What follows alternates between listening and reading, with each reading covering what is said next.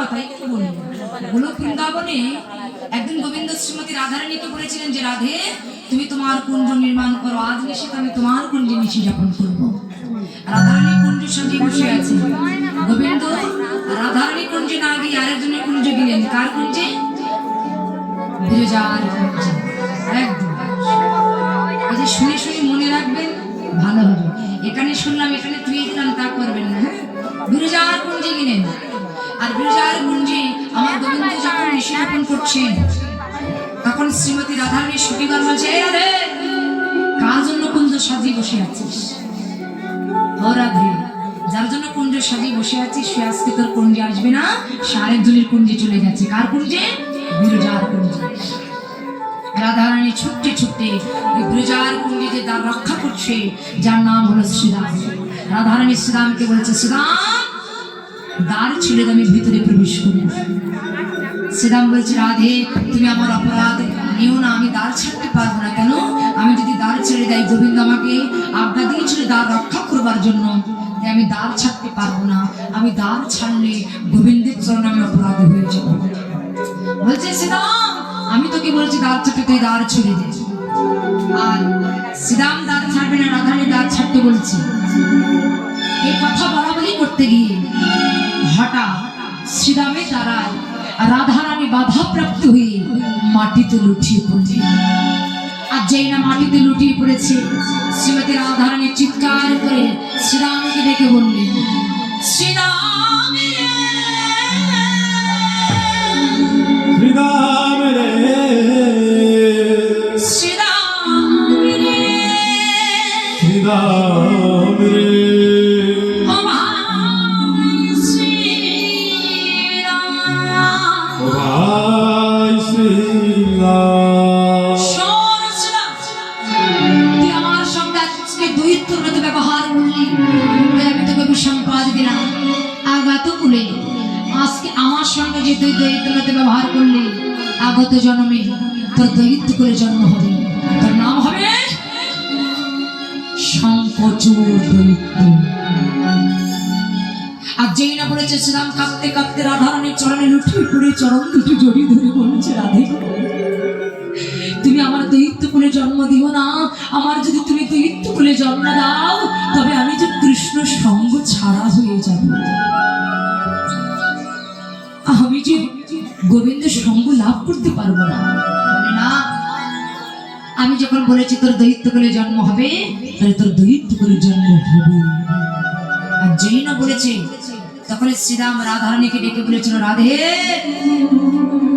যে গৌরবের গৌরবিনী হয়ে আজকে তুমি আমাকে বিসম্পাদ করলে, আমি তোমাকে কথা দিলাম, আমি যদি কৃষ্ণকে ভালোবাসার মতো ভালোবেসে থাকি, কৃষ্ণ নাম যদি সত্য হয়, হরি নাম যদি সত্য হয়, তা যে গৌরবের গৌরবিনী হয়ে তুমি আমাকে বিসম্পাদ দিলে, আমি তোমাকে বিসম্পাদ দিলাম। আগত দাপার যুগে, আগত যুগে তোমাকে 100 বছর কৃষ্ণ হারা হয়ে কাঁদতে হবে।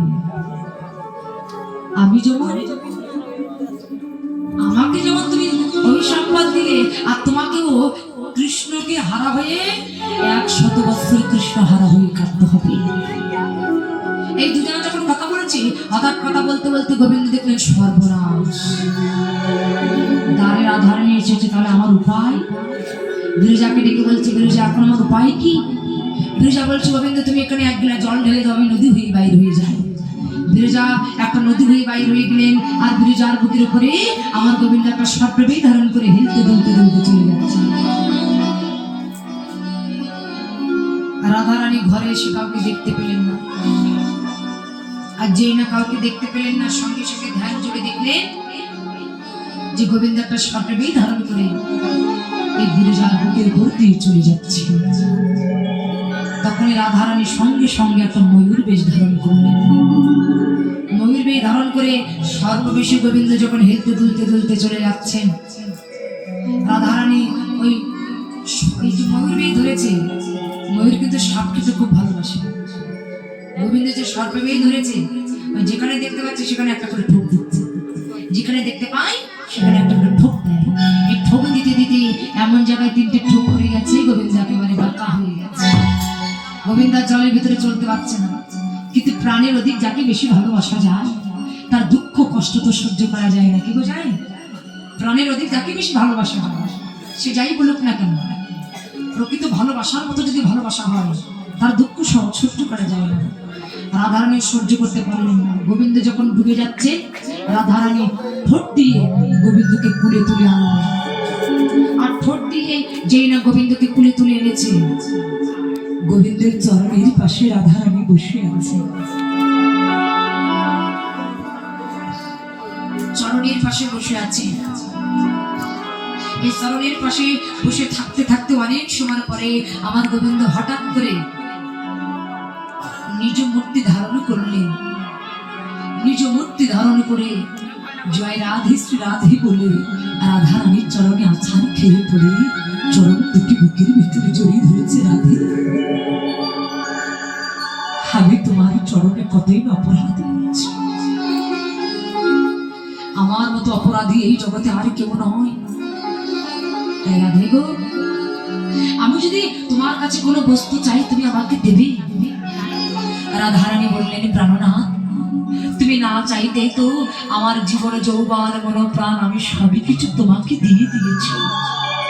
আমি তো নিজের বলতে কোনো কিছু রাখি নাই, তোমাকে কি দেবো বলো? দেওয়ার মতো কি আছে আমার?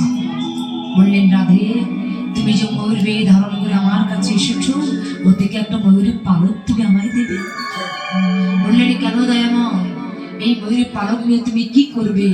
বলছে, আমি যে তোমাকে ভালোবাসি, আমি যে তোমাকে কত ভালোবাসি, আমি এই জগৎবাসীকে জানাতে চাই, এই জগৎকে আমি জানাতে চাই। তবে রাধে শোনো, আমি কি করবো জানো? ওই ময়ূরের পালক নিয়ে আমি শিরে ধরে বেড়াইবো। আমি ছিঁড়ে ধরে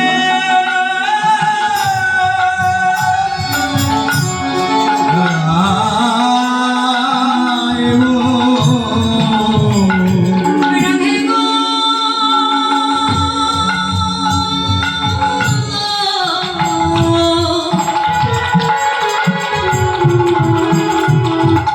আমি শিরে ধরে